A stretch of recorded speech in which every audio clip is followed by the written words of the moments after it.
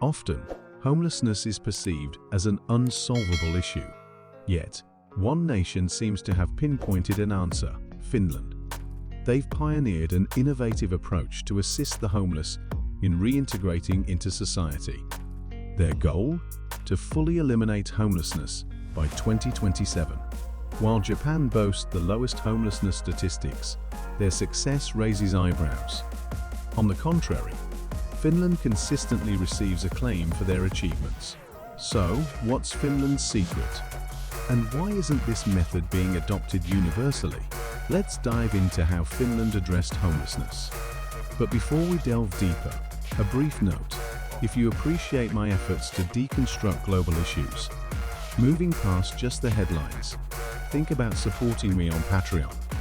For as little as $1.50, you can help me produce richer content, get early access, and even have a say in future topics.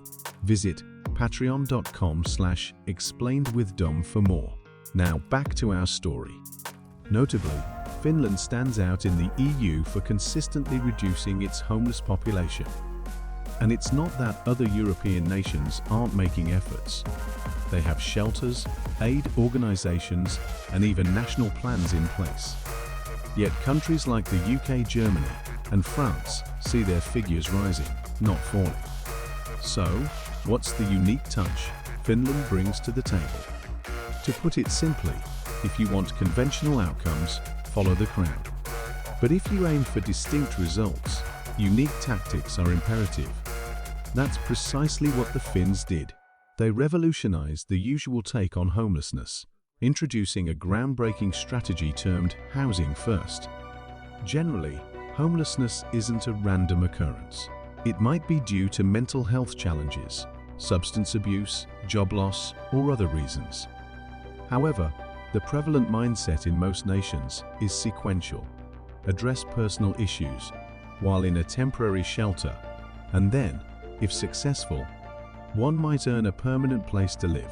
This strategy is often termed the step-by-step method, where a homeless individual must progress through certain stages, such as overcoming addiction or addressing mental health concerns. Only upon successful completion do they earn permanent housing. Yet, this approach seems to miss the mark. Overcoming addiction or mental health hurdles is hard enough with a stable environment, let alone when one's homeless. In essence, we're asking those on the streets to accomplish feats many others can't, even with resources. Thus, it's hardly shocking that many remain trapped at a certain step, unable to progress. They often regress, get evicted, and return to the streets. Recognizing the ineffectiveness of the conventional method, Finland decided to rethink its strategy. Finland chose to flip conventional wisdom. Instead of treating housing as an earned privilege contingent on societal reintegration, they posited a simple yet transformative idea. Begin with providing a stable home, making addressing individual challenges more manageable. The government initiated a program that prioritized offering permanent residencies in the shape of individual apartments. This wasn't a prize awaiting at the journey's end, but the initial step. Virtually any homeless individual could request one without rigid prerequisites. Those in these state-allocated homes aren't obligated to abstain from substances or seek treatments, nor are they ousted for setbacks. However, they are expected to contribute nominal rent, implying some form of income. Additionally, a robust support structure is in place, which residents must engage with. Typically, these residences are clustered in centers, housing about 100 individuals, each served by a cadre of roughly 20 dedicated social workers. These professionals aid in navigating administrative tasks, job searches, and connecting to services for addiction or mental health, ensuring the stability of residents. While the program's structure is innovative, the real question is its efficacy. Data from the mid-1980s reported around 20,000 homeless individuals in Finland. By 2021, projections placed this number slightly below 4,000. At first glance, the figures suggest success. Yet, naysayers argue it's merely a facade, alleging the system artificially suppresses homelessness numbers by funneling everyone into state-sponsored accommodations. Some contend that this approach merely masks the issue, not truly facilitating societal reintegration. This critique has merit. The achievements stem largely from sustained state-funded support. Those transitioning from state-run homes to full independence represent a modest number. Without this support framework, homelessness statistics would surely surge. However, this underscores the policy's crux. It doesn't aim for the homeless to morph into ideal citizens, devoid of addictions and entirely self-sufficient. By the Finnish standard, success is gauged by ushering individuals off the streets and into a structured, secure setting where they contribute minimal rent and incrementally reintegrate into the community. Yes, this requires significant fiscal commitment. The Finnish government invests heavily in procuring apartments for this cause, grants subsidies to developers, underwrites rent, and hires a plethora of social workers to assist the homeless, all of which isn't cost-effective.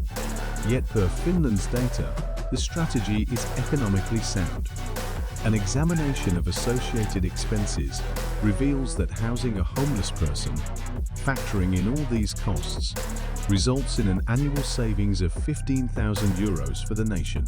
While there's expenditure on housing and staffing, it pales in comparison to costs tied to emergency services, law enforcement, the judiciary, and other expenses related to street homelessness. Ultimately, this approach seems to offer benefits for all stakeholders. For the homeless, it's an evident upgrade from street life or potentially hazardous interim shelters.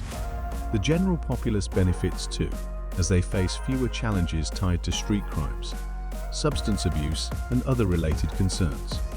Surprisingly, even from a governmental fiscal perspective, it's a win with tangible savings. If such a model thrives in Finland, the logical question arises, why isn't it being universally adopted? And can it be just as triumphant elsewhere? Answering this is complex, with both pragmatic and ideological facets to consider. Even with a will to emulate Finland's strategy, direct replication isn't straightforward. A foundational aspect of offering housing is possessing ample housing stock. With many nations grappling with housing shortages, this becomes a substantial hurdle. Finland's success can be attributed, in part, to their urban areas predominantly owning the land, facilitating the construction of numerous social housing units. Such a scenario isn't universally prevalent. For instance, California has ventured into the housing-first approach over the past decade, but hasn't mirrored Finland's success. This disparity arises from California's stringent development regulations coupled with its steep real estate costs, making mass-scale social housing construction implausible. Yet, it's essential to recognize that housing is merely one component. To genuinely mirror Finland's success, there's more to be considered.